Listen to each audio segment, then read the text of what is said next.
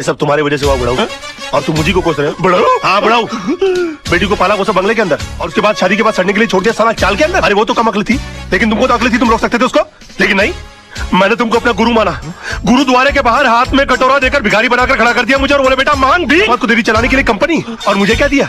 Social service centre. कहाँ गरीबों की दुआ लगेगी? मेरी बद्दुआ का डर नहीं लगा तुझे बुड्ढे? और याद है किस तरह से पीठ पर हाथ मारकर मुझसे कहा मेरी बेटी खाली हाथ घर से जा रही है। अरे यार जब बच्ची के हाथ में कुछ दोगे नहीं तो खाली हाथ ही जाएगी घर से। इतना भी नहीं कि महीने 2 महीने का खर्चा दे देते। कहा कि मेरी सारी चिंता दूर होगी। अरे अपनी चिंता जब दूसरों को दे दोगे तो खुद की चिंता तो दूर हो जाएगी ना। दो घर दबा नहीं पाल सकते थे। सोना लव माय बेबी, तुम यहाँ क्या कर रही हो? तुम चली जाओ इससे। मैं तुमसे बात करने नहीं आई हूँ। डैडी से ऐसा क्या कह दिया कि उनका बीपी लो हो गया, उनके लिए डॉक्टर बुलाना पड़ा। तो बुड्ढा बच गया। हाँ? मैंने तो सोचा था कि अब तक निकल लिया होगा।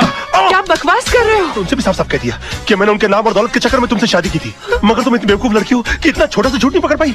तरबूज में कान नाक मुंह फिट किए हुए तुम्हारे बाप की शक्ल की इंसान की मैं पूजा करता रहा, मगर तुमने मेरे सर से छपराई गुल कर दिया। सम्मान और खुदारी के चक्कर में तुमने मुझे मदारी बनाकर छोड़ दिया। सोना मुझे माफ कर दो सोना। सोना मैं क्या करूं, मेरे मुंह से सच ही निकल रहा है। मैं अपना जवाब कोर्ट में दूंगी।